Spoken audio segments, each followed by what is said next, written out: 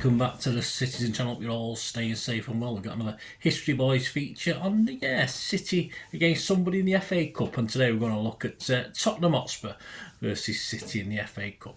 City prepare to meet the old Spuds in round 4 of the FA Cup on the 26th of January 2024. We're going to look back at other Spurs versus City FA Cup games. We've met them in total in the FA Cup 14 times. 8 at our place, 2 neutral, I think we all know what they were, 2 neutral venues, Wembley of course, and 4 away at White Hart Lane. Our record is 1-5, drawn 3 and lost 6, so we need to balance that up a bit, don't we, as I'm recording this. 24 goals scored, 24 against, but it's more our record at White Hart Lane I'm sort of more interested in. We played them 4 times, we've only won 1 of them, we've drawn 1 and lost 2, and we scored 7 and let 8 in, so we need to balance that out as well, don't we? So we're going to have a look at our 4 White Hart Lane matchups. Please, if you are new to the channel, push that subscribe button, push the bell notifications, everything City past and present and the future of course on the channel, lots of different things, an eclectic mix if you like. Leave us your comments, any memories you've got of any of these games, probably one, not particularly the other 3 unless you're very old. Leave us your memories guys, great to hear from you, and I will respond accordingly. I'll give you a little thumbs up. And you can give this vlog a little thumbs up, a little like, be much appreciated.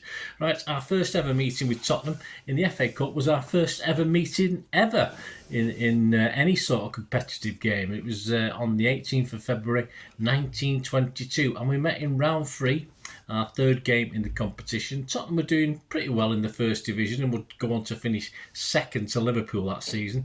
We were sort of mid-table. A crowd of 53,810 saw a 2-1 Tottenham victory. Our 11 that day, names perhaps some might be familiar to you: Tommy Blair, Sammy Cookson, Eli Fletcher, Fred Fayers, Max Woosnam, Mickey Hamill, Paddy Kelly, Tommy Browell, Tommy Johnson, Horace Barnes and Spud Murphy. There's a great name, Spud Murphy. Paddy Kelly scored the City goal. He made 29 appearances in total for City with 3 goals, 2 of those in 4 FA Cup appearances. Bert Bliss, there's another good name, and Charles Wilson were the Spurs scorers. Their 11 that day might not be as familiar. William Jacques, Thomas Clay, Robert McDonald, Charlie Walters, Arthur Grimsdale, Bertram Smith, Jimmy Dimmick, Fanny Walden. There's a great name, Fanny Walden. Stop fannying about, that's where that saying came from, I think, when he wouldn't clear it. Charles Wilson, Jimmy Seed and Bert Bliss. I was only kidding. Spurs lost in the semi-final to Preston North End, so it didn't do many good beating us. Next up, not too long after, 11th of January 1930, a round 3 game. Tottenham were then in the 2nd division and City were fighting it out near the top 4 of the 1st division. There was 37,000 spectators, witnessed a 2-2 draw. City scorers that day, Sam Cowan and Ernie Toseland. Sam Cowan made 407 appearances for City with 24 goals, and he scored 5 goals from 37 appearances in the FA Cup. Toseland himself made 411 appearances, 75 goals, 14 goals from 41 appearances in the FA Cup. The City lineup that day: Lewis Barber, Mickey Ridley, Bill Felton, Matt Barras, Sam Cowan, Jimmy McMullen, Ernie Toseland, Bobby Marshall, Tommy Johnson, Jeff Heineman and Eric Brook. George Cook and Frank Osborne scored for Spurs. Their 11 that day: Cyril Spears, John Illingworth, Baden Herod, Harry Skipp, Thomas Cable, Jimmy Dimmock, Alexander Lindsay, Edward Harper, Frank Osborne, Andrew Thompson and George Cook. And of course 4 days later, City did manage to win the replay at Main Road 4-1. But we were eventually knocked out in round 5. Yes, at Main Road against Hull City. That was disappointing. So on to the 3rd game was the 12th of January 1935. Again, it was in round 3. Tottenham were then back in the top division but were struggling and would actually finish bottom and get relegated again. City, we were again battling towards the top, eventually finishing 4th that season. A crowd of 48,983 witnessed a surprise 1-0 win for Spurs, the City 11 that day. There's actually some footage as well. I'll try and remember to put the link on for you, but you look on YouTube, there's some footage of that game. You can just about see it. It's not great, but the path British path footage, so I'll put the link on screen. The City 11 that day: Frank Swift, Billy Dale, Sam Barkers, Matt Busby, Sam Cowan, Jackie Bray, Ernie Toseland, Jimmy Heel, Fred Tilson, Alec Hurd and Eric Brook.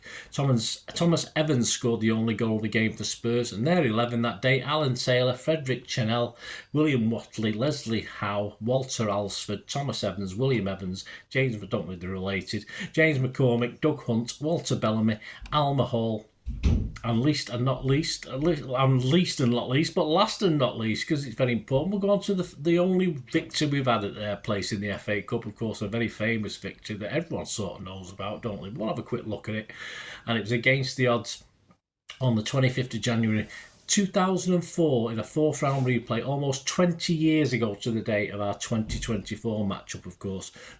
Yeah, many forgot this was actually a replay. We actually drew 1-1 at Eastlands. It was our first season there, the City of Manchester Stadium, on the 14th of January. So that was a 1-1 scoreline. So it was off to White Hart Lane for the replay. David Pleat was their director of football and acting manager at the time. And of course, we had KK, we had Kevin Keegan at the helm.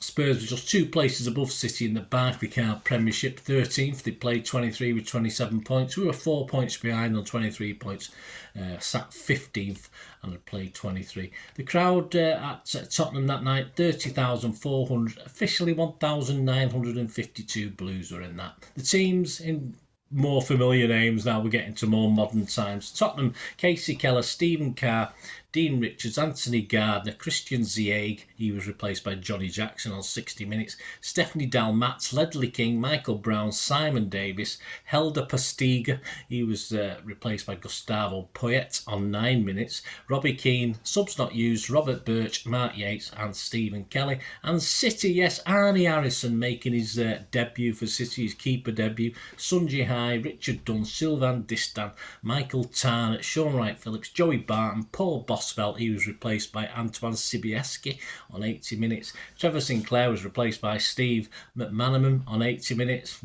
Robbie Fowler, Nicholas Anelka, he was replaced by John Macken on 27 minutes. And subs not used: Kevin Sturt-Ellegard and Stephen Jordan. So let's have a look back at it. Over to the BBC Sports page for their little match report on the game.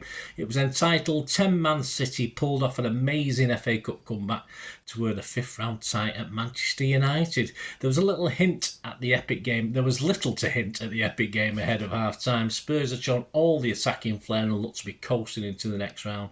King gave them the initiative on 2 minutes after a half clearance fell to him on the edge of the area. The midfielder superbly controlled the ball and created a yard of space before bending the ball into the top corner past City debutant keeper Arnie Harrison.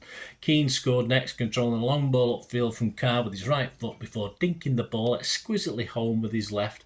He's probably scuffed it. And Manchester City's plight worsened when Nicholas Anelka limped off with a groin injury and was replaced by John Macken. When Ziega bent a free kick into the top corner, the tie looked a formality, especially when City were reduced to 10 men.